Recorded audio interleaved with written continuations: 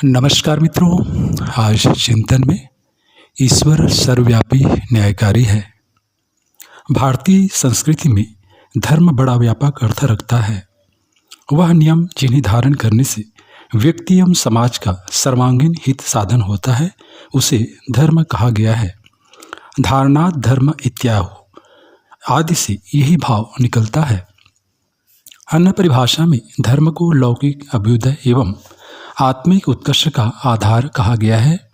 अस्तु, धर्म कर्तव्य सामान्य कर्तव्यों से ऊपर वह कर्तव्य है जिसको जीवन में अपनाकर व्यक्ति से लेकर समाज तक और लौकिक से लेकर आत्मिक उत्कर्ष के मार्ग प्रशस्त होते हैं। इसीलिए धर्म कर्तव्यों को कष्ट सहकर भी विपरीत परिस्थितियों में भी अपनाए रखने का आग्रह शास्त्रों एवं विचारकों द्वारा किया जाता रहा है। नवयुग के अवतरण के लिए आस्तिकता एवं कर्तव्य परायणता को पूरी निष्ठा एवं दृढ़तापूर्वक अपनाए रखने का मर्म यहाँ उभारा गया है, क्योंकि उसके अभाव में कोई उपयुक्त एवं स्थायी समाधान निकालना संभव नहीं है। ईश्वर में आस्था रखे बिना हमारी दुष्वृत्तियाँ बिना नकेल के ऊँट की तरह, बिना लगाम के घोड़े की तरह, बिना नाथ के बैल की तरह, बिना अंकुश के हाथी की तरह स्खलितता, अनिति और उद्दंडता की ओर द्रुत गति से दौड़ने लगती हैं। पानी को ऊंचा चढ़ाने के लिए अनेक प्रयत्न करने पड़ते हैं, पर नीचे की ओर तो वह बिना किसी प्रयास के ही बहने लगता है। मन की गति भी पानी के समान है। उसे सन्मार्ग पर चलाना हो तो अत्यधिक श्रम साध्य साधन प्रयोग करने पड़ते हैं, पर कुमार्ग की ओर तो वह सहज सरपट दौड़ने लगता है। आस्तिकता मन को कुमार्ग पर दौड़ने से रोकने के लिए सबसे बड़ा अंकुश सिद्ध होती है। पाप को छिपा लेने और दंड से बचे रहने की अनगिनत तरकीबें मनुष्य से ढूंढ निकाली हैं। यूं अदालत, पुलिस, जेल, कचहरी सब कुछ व्यवस्था अपराधों के लिए मौजूद है, पर उनसे बचे रहकर अनीति बरतने रहने की जितनी कुशलता मनुष्य को प्राप्त है, उनकी तुलना में राजदंड के सारे साधन तुच्छ मालूम पड़ते हैं। रिश्वत को ही लीजिए, वह एक बड़ा अपराध माना गया है और उसके लेने एवं देने वाले के लिए कई वर्ष की जेल में का विधान है। इतने पर भी अदालतों तक में, पुलिस तक में, जेल तक में रिश्वत कितने प्रचंड रूप में मौजूद हैं, उसे हर कोई जानता है। अपराधों को रोकने वाले जब अपराध करने से नहीं रुकते तो जनसाधारण से तो आशा ही क्या की जाए। डर दिखाते रहने के लिए मर्यादा माध्यम के रूप में यह सब कुछ सब जगह मौजूद है। उसे मौजूद रहना भी चाहिए, पर समस्या का हल इनके द्वारा होने वाला नहीं। जब तक मनुष्य अपने कर्तव्य धर्म को कठोरतापूर्वक पालन करने के लिए स्वयं ही निश्रद्धा और विश्वासपूर्वक कटिबद्ध न होगा, तब तक उसे बालात सन्मार्गामी बनाया जा सकना कठिन है। अधिनायकवाद के निश्चित आतंक द्वारा कुछ हद तक पापों की रोकथाम संभव है। चोर के हाथ काट देने और व्यभिचारी का सिर उड़ा देने जैसे आतंकपूर्ण दंड लोगों को डरा देने तो हैं, पर जिनके हाथ में ऐसी दंड व्यवस्था रहती है, वे ही आतंकी जनता से प्रतिरोध के बारे में निश्चिंत होकर स्वयं ही अनीति करने लगते हैं। तानाशाही का इतिहास यही बताता है कि आतंकी जनता भीरू और कायर बनती है। उसकी आत्मिक स्थिति बहुत दुर्बल होती जाती है, जिससे उसके स्वभाव में छोटे बड़े अनेक दोष दुर्गुण प्रविष्ट हो जाते हैं, जिसके फलस्वरूप मनुष्य का व्यक्तित्व दिन दिन दिनहीन बनता चला जाता है। आतंकिक लोगों में से महापुरुषों एवं नररत्नों का उत्पन्न होना भी संभव नहीं रहता। फिर यह आतंकपूर्ण स्थिति समाप्त होते ही वह दबी हुई अपराधी मनोवृत्ति जब अनेक गुणी भयंकर वेग से विकसित होती है, तब उसका रोका जा सकना अतीव कठिन हो जाता है। सदाचार के ऊपर हमारी व्यक्तिगत और सामूहिक सुख शांति निर्भर रहती है। यह सदाचार तभी निभता है जब उसका उद्गम भीतर से प्रतिष्ठित होता हो। बाहरी दबाव कोई क्षणिक परिणाम उत्पन्न कर सकते हैं, पर स्थायी हल तो अंतः प्रेरणा पर ही निर्भर होगा। कर्तव्य पालन को मानव जीवन का आदर्श लक्ष्य एवं धर्म मानकर दुर्बुद्धि पर आत्मा के विवेक का नियंत्रण बना रहे, इस नियंत्रण के वैज्ञानिक स्वरूप को ही आस्तिकता कहते हैं। ईश्वर के अस्तित्व से इनकार नहीं किया जा सकता। हर वस्तु का कोई निर्माता होता है, तो इतने विशाल, इतने व्यवस्थित विश्व का कोई निर्माता न हो, ऐसा नहीं हो सकता। वह निर्माता धर्म, विवेक और आदर से रहित नहीं है। वह हमें जहाँ अगणित प्रकार की सुख सुविधाएं देता है, वहाँ हमारे कार्यों के भले बुरे परिणामों को भी व्यवस्था करता है। घट घटवासी सर्वांतरयामी भगवान अपने असंख्य नेत्रों से हमारे गुप्त प्रकट कार्यों और विचारों को भली प्रकार जानते हैं।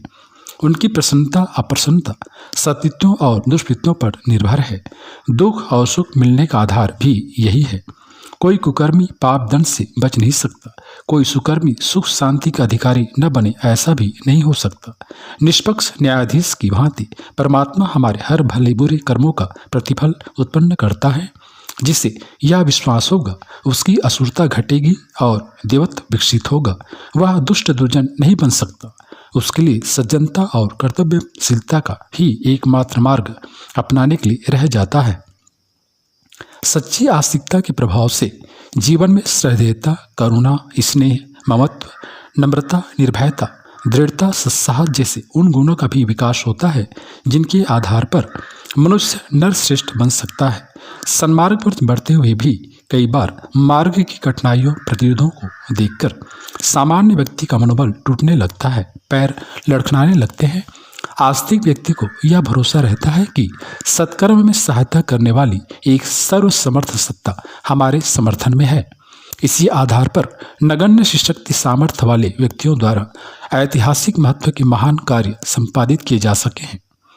इस तथ्य को ध्यान में रखते हुए आस्तिकता की आवश्यकता को युग निर्माण संकल्प में पहला स्थान दिया है। उपासना के द्वारा आत्मबल बढ़ता है और कर्तव्य पालन की वह प्रेरणा अनायास ही उत्पन्न होती है, जिसके आधार पर जीवन लक्ष्य की पूर्ति और विश्व शांति के दोनों उद्देश्य पूर्ण होते हैं। आस्तिकता का महत्व भर स्वीकार कर लेना पर्याप्त नहीं है।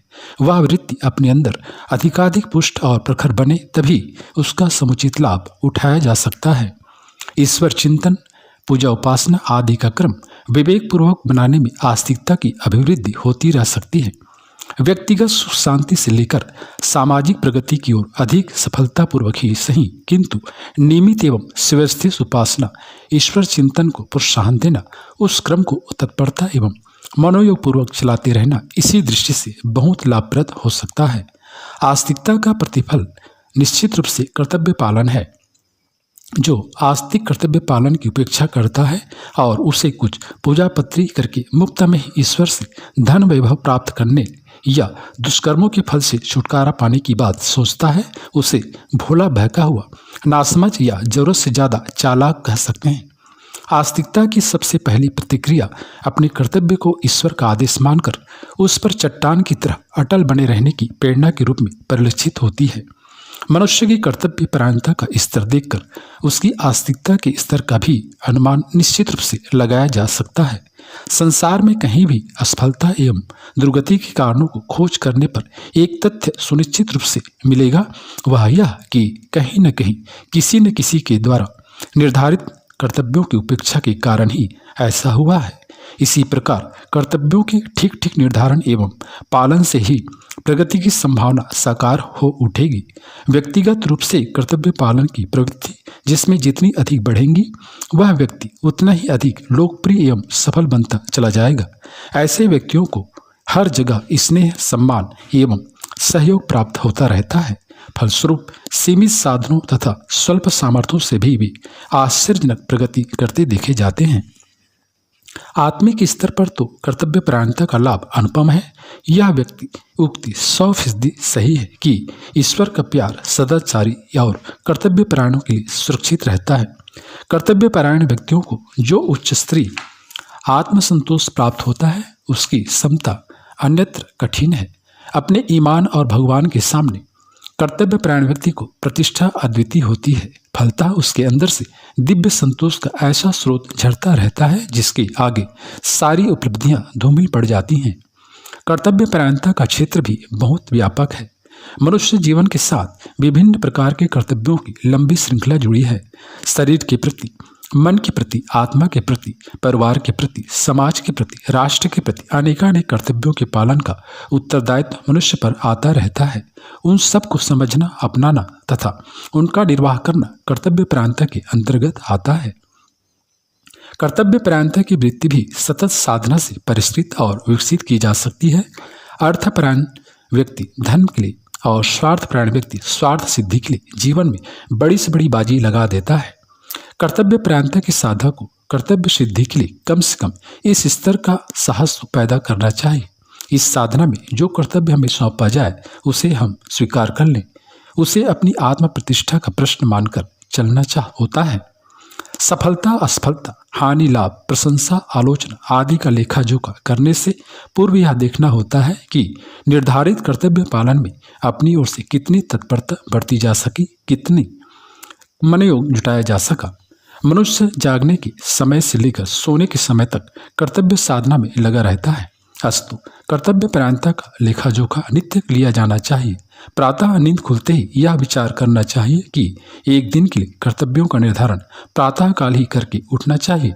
इससे काम का समय संकल्प विकल्प में निरर्थक नष्ट नहीं होता। भले ही थोड़े से कर्तव्यों का निर्धारण किया जाए, किंतु उनको पूरा करने में प्राणपण से जुट जाया जाए। रात्रि में शयन से पूर्व स्वयं से जवाब तलब किया जाए कि जो कर्तव्य प्रातः निर्धारित किए गए थे उन्हें कितने अंशों में पूरा किया जा सका। जहां भूल हुई हो, स्तर घटा हो, उसके लिए पश्चाताप प्रायश्चित की भी व्यवस्था बनाई जाए। जो कर्तव्य पूरे किए जा सकें उनके लिए प्रसन्नता अनुभव करें। कर्तव्य पालन की शक्ति के लिए भगवान को हार्दिक धन्यवाद दिया जाए तथा अगले दिन जीवन के अगले चरण में मिलने वाले कर्तव्यों को अधिक तत्परता, अधिक प्रामाणिकता से पूरा कर सकने की क्षमता के लिए प्रार्थना करते हुए शयन किया जाए। यह क्रम आस्तिक बुद्धि एवं कर्तव्य परायणता दोनों के विकास के लिए बड़ा हितकारी सिद्ध होता है। मित्रों, आत्मगौरव की अनुभूति कर्तव्य परायणता के आधार पर ही की जानी चाहिए। आत्मगौरव का बोध जब कर्तव्य परायणता से जुड़ जाता है तो उसका बढ़ावा, स्थावा दोनों ही सुनिश्चित हो जाते हैं। इसी प्रकार व्यवहार क्षेत्र में भी कर्तव्य परायणता के आधार पर ही लोगों को सम्मान, समर्थन एवं सहयोग दिया जाने लगे तो समाज में उसकी वृद्धि सुनिश्चित है। व्यक्तिगत जीवन में एवं सामाजिक स्तर पर भी कर्तव्य परायणता के विकास के लिए ऐसे प्रयास किए जाने चाहिए।